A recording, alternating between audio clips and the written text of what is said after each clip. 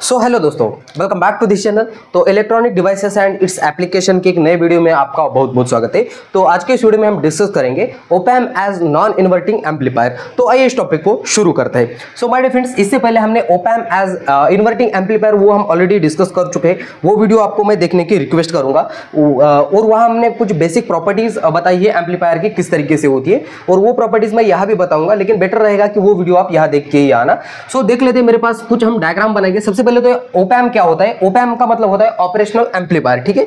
और उसको ड्रॉ करने का कुछ इस तरीके से तरीका होता है मेरे पास। एंड इस ओपैम्प में क्या होते हैं, एक आउटपुट होता है जिसको हम वीओ बोलेंगे, आउटपुट वोल्टेज। एंड इसमें ऐसे दो तरह के इनपुट होते हैं, ठीक है।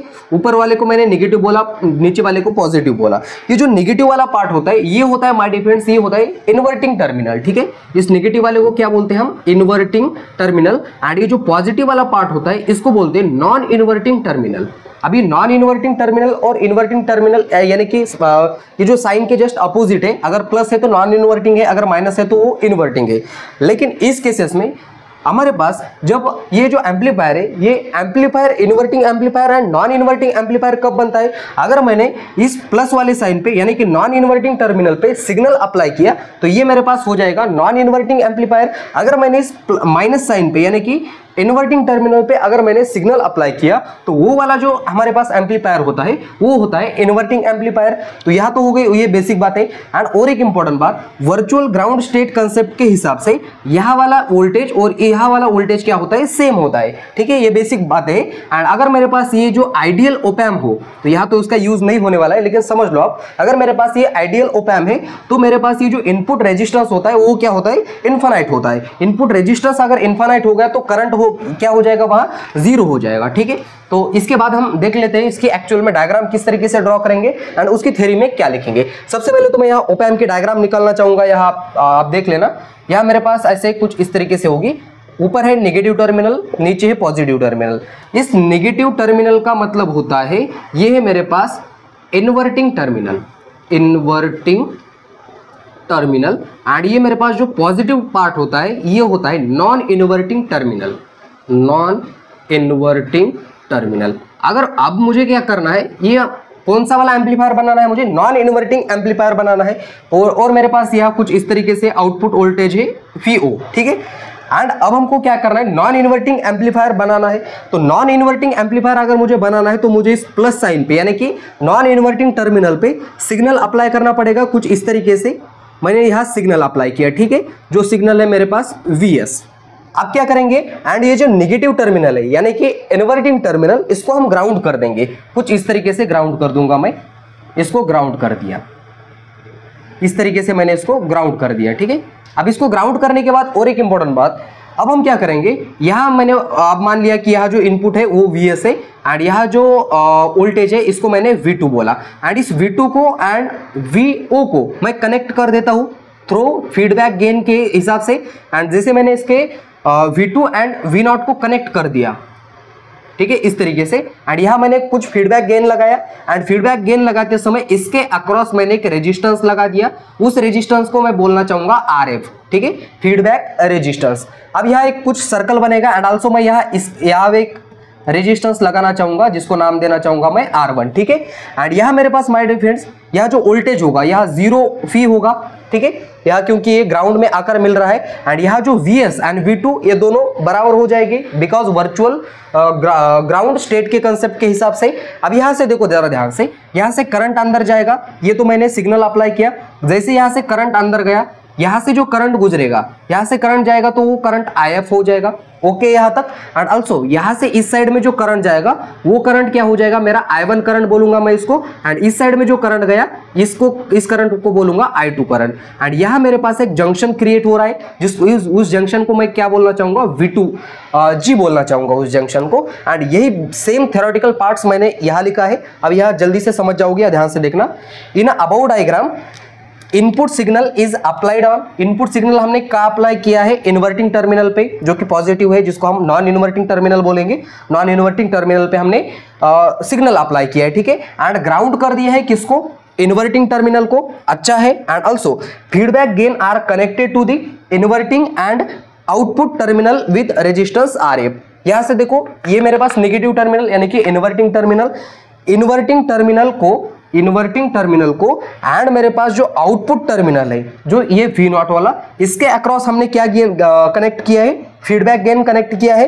एंड उसके बाद V0 यानी कि VO is the output voltage. ये जो मेरे पास है ये क्या है, आउटपुट वोल्टेज है, आउटपुट वोल्टेज, ठीक है। एंड उसके बाद ये जो आउटपुट वोल्टेज है it also amplify and same phase in input signal. अब इसका मतलब क्या होता है, अगर आपने इन्वर्टिंग टर्मिनल में देखा होगा तो ये जो आउटपुट सिग्नल होता है वो 180 आउट ऑफ फेज होता है, लेकिन इसमें क्या होता है, सेम फेज में होता है। जैसे कि अगर मैंने ये मेरे पास साइनोसाइडल वेव है, अगर मैंने यहाँ एक अप्लाइड सिग्नल इस तरीके से अप्लाई किया तो मेरे पास जो रिजल्टेंट मिलने वाला है, जो आउटपुट मिलने वाला है वो सेम इसी तरीके से मिलेगा, लेकिन एम्पलीफाई होगा वो, ठीक है। एम्पलीफाई होगा इसका मतलब इसका जो एम्पलीट्यूड है वो बढ़ गया होगा, ठीक है। कुछ इस तरीके से उसका मतलब होता है कि same in out of phase, ठीक है। तो इसके बाद हम क्या कर लेते हैं, एक्सप्रेशन डिराइव करेंगे इस आउटपुट वोल्टेज के लिए एंड आल्सो हम क्लोज लूप वोल्टेज गेन भी कैलकुलेट करेंगे। अब यहां तक ये थ्योरेटिकल पार्ट्स नोट कर लेना। अब इसके बाद का बचा हुआ काम मैं आगे कंटिन्यू कर लेता हूं।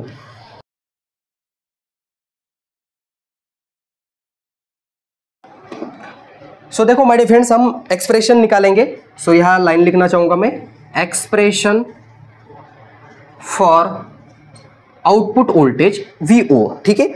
अब यहां सबसे पहले तो एंड आल्सो हम क्या करेंगे, एक्सप्रेशन किसके लिए निकालेंगे, AVF, ये क्या है, आउटपुट वोल्टेज गेन, या हम उसको बोलते हैं close loop voltage gain, close loop voltage gain. तो इसके लिए हम भी इक्वेशन कैलकुलेट करेंगे। सो सबसे पहले तो मैं क्या करूंगा, इस जंक्शन पे किरचॉफ्स लॉ अप्लाई करूंगा। सो मैं यहां लिखूंगा वो भी applying Kirchhoff's current law, Kirchhoff's current law at junction, कौन सा वाला जंक्शन है वो, एट जंक्शन G, ठीक है। अब किरचॉफ्स करंट लॉ क्या बोलता है, जंक्शन पे आने वाला करंट एंड जाने वाला करंट, इसकी जो वो इक्वल होते हैं। एंड दूसरा एक स्टेटमेंट्स क्या होता है किरचॉफ्स लॉ का, आने वाले करंट को प्लस कर दो, जाने वाले करंट को माइनस कर दो, एंड इसकी जो समेशन होगी वो क्या होगी, 0 के बराबर होगी। तो यही किरचॉफ्स लॉ बोलता है। सो किरचॉफ लॉ के हिसाब से अंदर आने वाला करंट मेरे पास है IF, ठीक है, इक्वल टू बाहर जाने वाला करंट है मेरे पास I1, एंड ऑल्सो यहां से भी और एक करंट बाहर जा रहा है जो कि I2। मैं इसको इक्वेशन नंबर 1 देना चाहूंगा।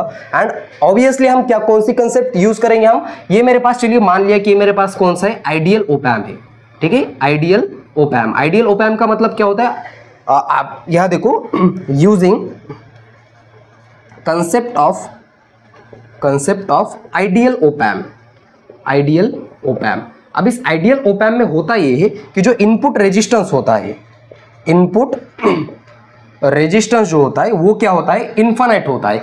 अगर मेरे पास रेजिस्टेंस इनफाइनाइट हो गया तो करंट कितना हो जाएगा माय डियर फ्रेंड्स, हमको पता है कि V इक्वल टू क्या होता है, IR, V equal to IR है। तो यहां से मैं अगर करंट निकालना चाहूं, I इक्वल टू क्या हो जाएगा माय डियर फ्रेंड्स, यहां से V अपॉन R हो जाएगा, ठीक है, इसके डिनोमिनेटर में चला गया। अगर मेरे पास V अपॉन डिनोमिनेटर में R रेजिस्टेंस इनफाइनाइट है, समथिंग डिनोमिनेटर में इनफाइनाइट, तो क्या होता है, इसका आंसर 0 होता है। इसका मतलब यहां अंदर जो जाने वाला जो करंट होगा वो क्या हो जाएगा, 0 होगा। इसका मतलब मेरे पास जो I2 होगा वो 0 होगा।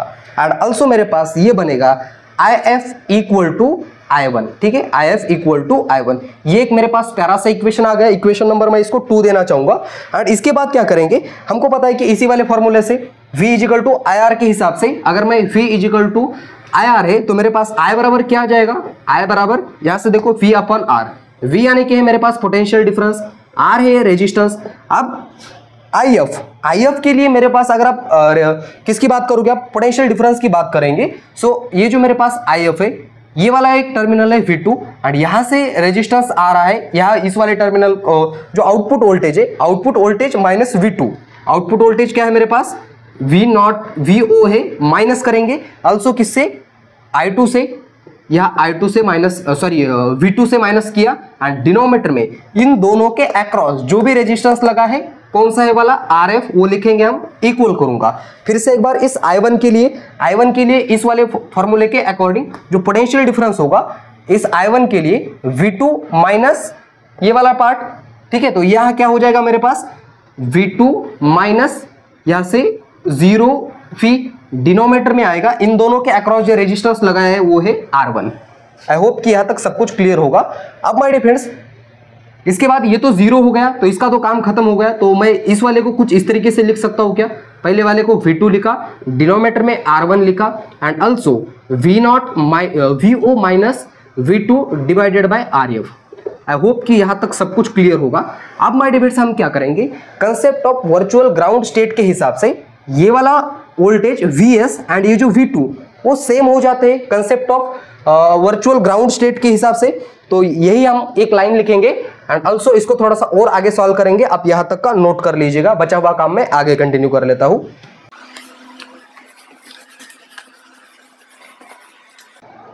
सो इसके बाद एक लाइन लिखना चाहूंगा मैं, यूजिंग या according to virtual ground state concept. ठीक है, इसके हिसाब से क्या हो जाएगा, V2 इक्वल टू क्या हो जाएगा, Vs के बराबर हो जाएगा। ठीक है, यही बोलती है हमको, यह वाला वोल्टेज और यह वाला वोल्टेज सेम हो जाएगा। अब यही रिजल्ट हम इस वाले इक्वेशन में यूज करेंगे। तो V2 की जगह मैं पहले Vs लिखना चाहूंगा एंड ऑल्सो डिनोमिनेटर में माय डिफरेंस मेरे पास क्या है, R1 है, वो इक्वल हो जाएगा V0 की जगह पे, सॉरी VO की जगह पे VO रखूंगा। ये जो RF है उन दोनों को बांट दूंगा, इसके जगह पे डिनोमिनेटर में लिखा RF माइनस V2 की जगह पे फिर से एक बार Vs आ जाएगा, डिनोमिनेटर में क्या है, RF है। ये वाला पॉजिटिव पार्ट इस तरफ भेज देंगे, तो ये प्लस में माइनस में है, तो इसमें इस साइड नेगेटिव आ जाएगा। सो Vs डिनोमिनेटर में है R1 एंड प्लस हो जाएगा Vs डिनोमिनेटर में है RF equal to VO divided by RF। Okay, अब इसमें से Vs जो है वो कॉमन लिया जा सकता है, तो वो मैं कॉमन निकालूंगा। तो जैसे मैं कॉमन निकालूंगा Vs, तो मेरे पास बचेगा 1/R1 प्लस करूंगा 1/RF, ये मेरे पास इक्वल होगा किसके, VO डिवाइडेड बाय RF। ठीक है, VO यानी कि आउटपुट वोल्टेज। इसका थोड़ा सा क्रॉस मल्टीप्लिकेशन किया जा सकता है, Vs यहाँ से मैं लिखूंगा RF प्लस R1, दोनों का multiplication R1 into RF and also ये V0 डिवाइडेड बाय RF।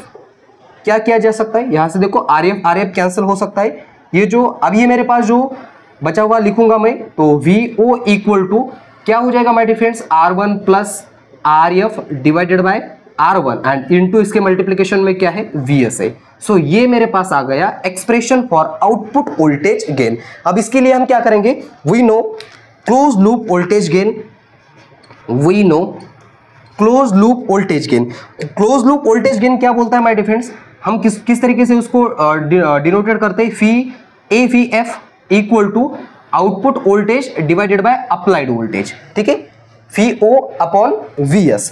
तो VO अपॉन Vs, ये जो Vs है इस तरफ आज आ सकता है, तो मैं इसको VO अपॉन Vs लिखना चाहूंगा एंड ऑल्सो इक्वल टू क्या है, R1 plus RF divided by R1 and इस VO अपॉन Vs। ठीक है, close loop voltage gain is the ratio of output voltage divided bye output voltage and applied voltage. ठीक है, सो इस VO upon Vs, इसकी जगह पे मैं क्या लिखना चाहूंगा, AVF।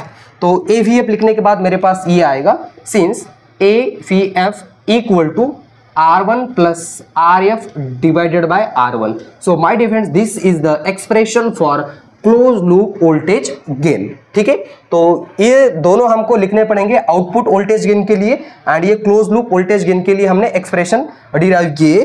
तो बस आज के इस वीडियो में इतना ही। तो इस वीडियो को फुल स्टॉप देने से पहले मैं आपसे एक रिक्वेस्ट करूंगा कि इससे पहले हमने op amp as inverting amplifier discuss कर चुके, वो देख लेना। एंड इसके बाद के जो मेरे पास एडिशन है, सब्सट्रैक्शन है, मल्टीप्लिकेशन है, डिफरेंशिएशन है, इंटीग्रेशन है, वो बचे हुए पार्ट्स हम आगे के वीडियो में डिस्कस करेंगे। एंड इस वीडियो को यहाँ देते फुल स्टॉप। तब तक के लिए वेरी ऑल द बेस्ट।